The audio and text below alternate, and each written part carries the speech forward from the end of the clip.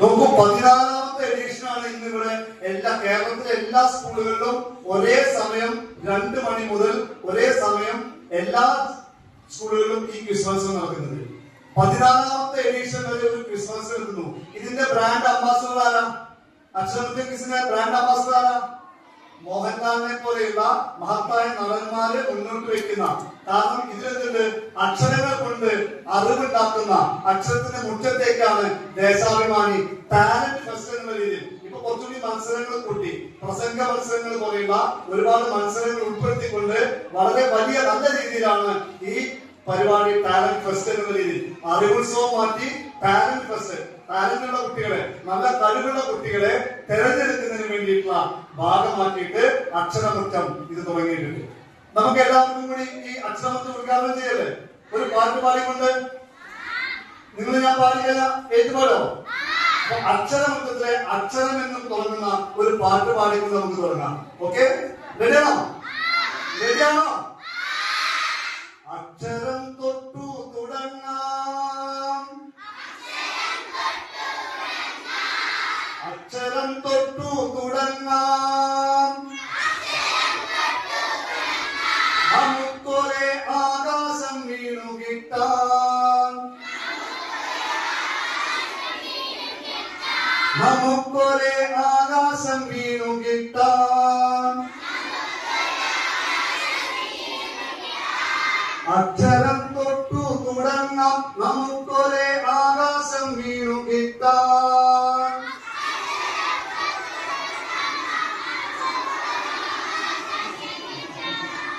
ഇന്നലെയോളം കണ്ട കിനാവുകൾ,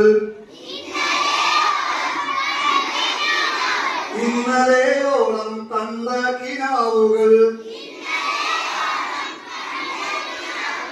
ഈ ജന്മം തന്നെ നേടാൻ,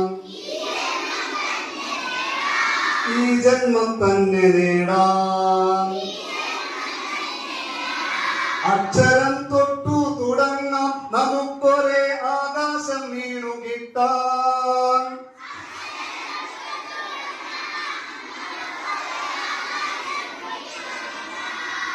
ഉള്ളവർ ഇല്ലാത്തവരെന്ന ഭേദമേ,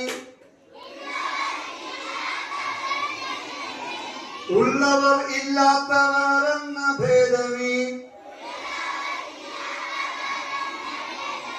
ഊഴിയിൽ ഇല്ലാതെയാക്കാൻ, ഊഴിയിൽ ഇല്ലാതെയാക്കാൻ, അക്ഷരം തൊട്ടു തുടങ്ങാം, നമുക്കൊരേ ആകാശം വീണു കിട്ടാൻ.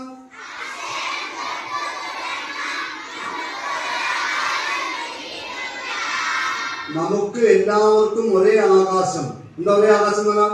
ഒരു കുടക്കീഴിൽ എല്ലാവർക്കും ഒരുമിക്കാൻ കഴിയുന്ന ഒറ്റ കാര്യത്തിന് കഴിയുള്ളൂ, അറിവിന്, അക്ഷരത്തിന്.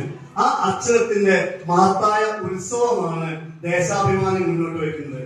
ദേശാഭിമാനി എന്നും വാർത്തകളെ നല്ല രീതിയിൽ അവതരിപ്പിക്കുന്ന ഒരു പത്രമാണ്. എത്ര ആളുടെ വീടുകളിൽ ദേശാഭിമാനി എത്തുന്നുണ്ട്? അതിലെ ഏറ്റവും പ്രധാനപ്പെട്ട ഒരു പങ്ക്തിയാണ് കുട്ടികൾക്ക് വേണ്ടി വെറും പത്രം. പത്രം എന്ന് പറഞ്ഞാൽ എന്തിനാ പത്രം വായിക്കുന്നത്? പത്രം നമുക്ക് കറണ്ട് അഫയേഴ്സ്, സമകാലിക സംഭവങ്ങളെ നമുക്ക് മനസ്സിലാക്കാൻ. ലോകത്ത് വിവിധങ്ങളായ മാറ്റങ്ങളാണ് സംഭവിച്ചുകൊണ്ടിരിക്കുന്നത്.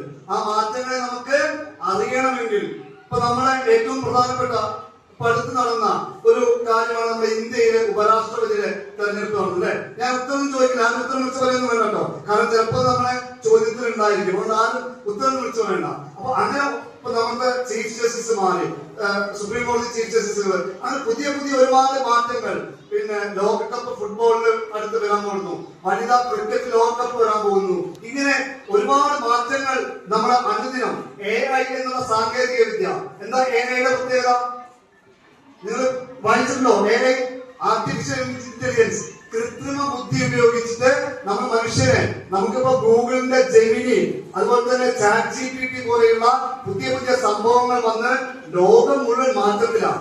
ആ മാറ്റത്തിനൊപ്പം സഞ്ചരിക്കണമെങ്കിൽ നമുക്ക് എന്ത് വേണം? അറിവ് വേണം.